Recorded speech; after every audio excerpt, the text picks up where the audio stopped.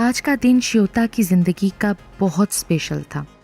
आज उसके घर मेहंदी की रस्म चल रही थी। श्वेता अपने पैरों को आगे किए और हाथों को ऊपर उठाए पीढ़ी पर बैठी हुई थी। उसके सामने बैठी मीनल उसके पैरों में मेहंदी लगा रही थी और दिव्या उसके हाथों पर। ओए इडियट, मेहंदी ऐसी लगनी चाहिए कि सब देखते रह जाएं, स्पेशली मेरे दूल्हे राजा। देखो, एक हाथ का तो हो गया। खुश होते हुए अपने हाथ को चेहरे के करीब लाकर वो अपनी मेहंदी देखने लगी। वाह, कितना अलग डिज़ाइन लगाया है तुमने, और खुशबू भी कितनी अच्छी आ रही है। उसने अपनी आंखें बंद कर ली थीं। सबने देखा कि अचानक श्वेता की सांसें बहुत तेज तेज चलने लगी। Shweta, are you okay? Meenal ने कंधा पकड़कर उसे हिलाया। जब भी श्वेता ने आंखें खोली, उसकी आंखों का रंग तेज पीला हो चुका था और चेहरे पर जलाल, जो कि एक कीड़ा है, वो नजर आ रहा था। श्वेता ने मेहंदी का खोल लेकर मीनल के मुंह में ठोंस दिया। वो कह कह लगाने लगी, मेहंदी मुबारक हो। ऐसा कहकर वो दिव्या पर नाखनों से हमला करने लगी। उसने थाल ही में रखे हुए मेहंदी को पूरी तरह अपने जिस्म और चेहरे पर लगा दिया और चेहरे पर रगड़ डाला। फिर वो चिल्लाने लगी। चीखों पुकार के साथ उसके जिस्म से एक खौफनाक आत्मा बाहर निकली जो सभी को नजर आ रही थी। कौन हो तुम? तेरी मौत। इतना कहते ही श्वेता के शरीर को लगी हुई मेहंदी ने कीड़ों का भेस बदल लिया और देखते ही देखते उसके पूरे जिस्म पर कीड़े रेंगने लगे। आसपास के लोग और उसके घर वाले ऐसा खौफनाक मंजर देखकर चीखों पुकार कर रहे थे और वो आगे खड़ी जोर जोर से हंस रही थी।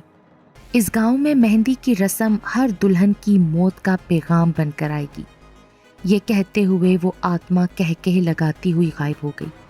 कुछ माह तक पूरे गांव में दहशत फैली रही। फिर आहिस्ता आहिस्ता सब लोग इस वाक़े को भूलने लगे। 1 साल बाद श्वेता की दोस्त मीनल के घर वालों ने उसकी शादी की तारीख पक्की कर दी। जैसे जैसे शादी के दिन करीब आते जा रहे थे, मीनल के जहन में खौफ तारी हो रहा था और उसकी आंखों के सामने श्वेता की शादी वाला मंजर घूमने लगा। उसने इस बात का जिक्र अपनी माँ से किया। अरे पागल हो गई हो क्या? ऐसा कुछ नहीं होगा, भूल जाओ उस वाक्य को। इतना कहकर उसकी माँ ने उसे तसल्ली दी, जबकि उसकी माँ भी खौफ में मुब्तला हो चुकी थी। आखिरकार शादी का दिन भी आ ही गया। जैसे ही मीनल को मेहंदी लगी, फिर से वही आत्मा मीनल के अंदर आ गई और इस तरह मीनल भी अपनी जान से हाथ धो बैठी। गांव में एक मर्तबा फिर खौफ व हरास फैल गया। सब लोग शादियां करने से डरने लगे। कुछ लोग अपने रिश्तेदारों के घर दूसरे गांव में जाकर शादी करते, तो कुछ लोग शहर में जाकर। वक्त गुजरता गया। अनिल और तानिया भी उसी कस्बे के थे। वो पिछले 3 साल से दिल्ली यूनिवर्सिटी में एक साथ स्टडी करते हुए रिलेशनशिप में आ चुके थे। अपनी एमए की स्टडी कंप्लीट करके अब वो दोनों अपने गांव वापस आ चुके थे। मॉम एंड डैड, आप दोनों को तो पता ही है ना कि हम एक दूसरे को पसंद करते हैं और हमारी स्टडीज़ कंप्लीट हो चुकी हैं। तो आज आप तानिया के पेरेंट्स से बात करके हमारी शादी की डेट फिक्स कर दीजिए। ये सुनते ही दोनों मायूस होकर एक दूसरे को देखने लगे। क्या हुआ आप लोगों को? आप दोनों इस रिश्ते से खुश नहीं हैं? ऐसी बात नहीं है बेटा। इस गांव में पिछले 3 सालों से शादी एक बेहाना ख्वाब बन चुकी है। क्या मतलब? शादी से पहले मेहंदी की रस्म वाले दिन दुल्हन अजीब अजीब हरकतें करने लगती है, खुद को और घर वालों को नुकसान पहुंचाती है, और फिर मेहंदी के अंदर से हजारों कीड़े निकलकर दुल्हन को ख़त्म कर देते हैं। आप लोग ये कैसा अंधविश्वास पालकर बैठे हैं? ऐसा नहीं हो सकता मॉम डैड। ऐसा ही हुआ है बेटा। अभी तक 15 दुल्हनों की जान जा चुकी है। मेहंदी की रस्म दुल्हनों के लिए आखिरी रस्म बन जाती है। तानिया और अनिल को अभी भी इन बातों पर यकीन नहीं हो रहा था। रात 11 बजे जिस कमरे में तानिया ठहरी हुई थी, अनिल वहां पर पहुंचा। अरे तन्नू, ये क्या कर रही हो? मेहंदी लगा रही हूँ। तुम देखना, मैं तुम्हारे घर वालों के इस अंधविश्वास को झूठा साबित करके ही रहूंगी। उसके बाद अनिल अपने कमरे में चला गया। तानिया बेटा, तानिया। रात के ठीक 2 बजे अनिल को अपनी मॉम की आवाज़ सुनाई दी। ये तो मॉम की आवाज़ है। अनिल तेजी से दूसरे कमरे में पहुंचा। तानिया नीचे बैठी जमीन को अपने नाखनों से कुरेद रही थी। तानिया! उसने एक झटके से अनिल को पलट कर देखा। तभी अनिल ने टेबल से पानी का जग उठाया और उसका मेहंदी वाला हाथ जग के अंदर डाल दिया। एक तेज चीख के साथ तानिया के जिस्म से एक औरत निकलकर सबके सामने आ गई। अभी तो छोड़ रही हूँ, लेकिन अब मेहंदी लगाई तो फिर से वापस आऊंगी, ऐसा कहकर वो हवा में गायब हो गई। बेटा, मैंने कहा था ना कि इस गांव में शादी करना सही नहीं होगा। तुम अपनी शादी शहर जाकर ही कर लेना। वो तो ठीक है मम्मी, लेकिन इस कस्बे के बाकी लोगों का क्या होगा? क्या उनके घरों में कभी शादी के दिए नहीं जलेंगे? लेकिन तुमने देख तो लिया है ना कि वो कितनी भयानक है, और हम कर भी क्या सकते हैं? जो भी करेंगे मैं और तानिया मिलकर करेंगे। आप हमें बड़े मंदिर का रास्ता बता दीजिए। मॉम से पता लेकर अनिल और तानिया पुराने मंदिर पहुंचे। वहां उनकी मुलाकात तांत्रिक बाबा से हुई। उस आत्मा को ख़त्म करना लगभग नामुमकिन है, क्योंकि वो दुल्हन के जिस्म में घुसकर जब चाहे उससे बाहर निकल सकती है।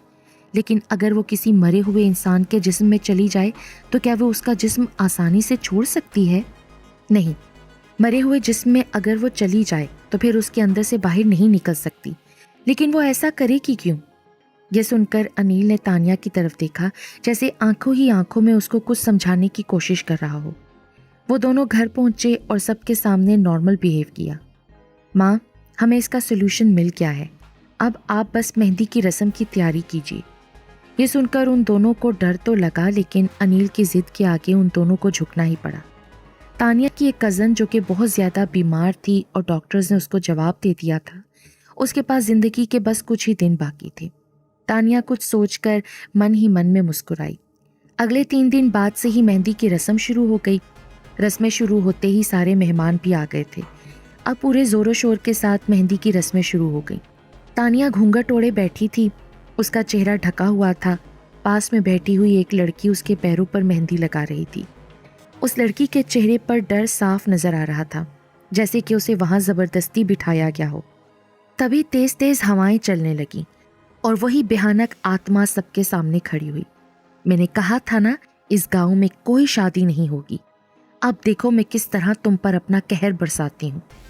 ऐसा कहकर वो कुर्सी पर बैठी तानिया के जिस्म में घुस गई। वो तेज तेज सांसें लेने लगी। घूंघट उड़कर एक तरफ गिर गया।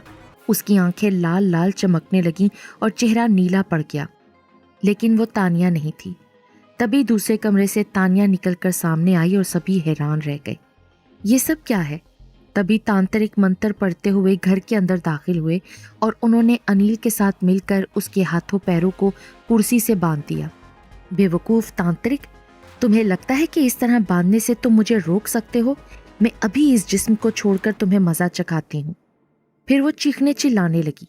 ये क्या हो रहा है? मैं इस जिस्म से निकल क्यों नहीं पा रही हूँ? ये सब हमारी साजिश थी, तुमको फंसाने के लिए। जिस जिस्म में तुम हो, ये लड़की जिंदा नहीं है। इसकी मौत कल रात को हो चुकी थी। तुमने इसको दुल्हन समझकर इसके जिस्म पर वार कर लिया, लेकिन अब तुम इसके जिस्म से बाहर नहीं आ सकती। नहीं, ऐसा नहीं हो सकता। ऐसा कहकर उसने मेहंदी की तरफ देखा। मेहंदी से हजारों कीड़े निकले और आसपास जमा हुए लोगों को काटने लगे। जल्दी करो। तांत्रिक के साथ मिलकर अनिल उसको कुर्सी समेत उठाकर बाहर ले गया। तांत्रिक ने उसके चारों तरफ एक गोल दायरा खींच दिया और कहा कि अब इस आत्मा का जादू घेरे से बाहर नहीं जा सकेगा। मेहंदी वाले कीड़े अब खत्म होकर गायब हो गए थे। तूने मेहंदी को हमारे लिए शराब बना दिया था ना, लेकिन अब हनुमान जी के चढ़ावे से उतरी हुई ये पवित्र मेहंदी ही तुझे खत्म करेगी। ऐसा कहकर तांत्रिक ने मेहंदी लेकर उस पर फूंकी। हर तरफ उस आत्मा की चीखों पुकार मच गई। फिर अनिल ने उस पर मिट्टी का तेल छिड़का और जेब से लाइटर निकालकर जलाया। तांत्रिक ने कुछ मंत्र पढ़े। तांत्रिक के मंत्र पढ़ते ही अनिल ने लाइटर उसकी गोद में फेंक दिया। चीखों पुकार के साथ वो आत्मा बुरी तरह जलने लगी। अगले ही दिन उन्होंने उस कस्बे में धूमधाम से मेहंदी की रस्में पूरी की और पूरा कस्बा मेहंदी वाली दहशतनाक आत्मा के खौफ से आज़ाद हो गया।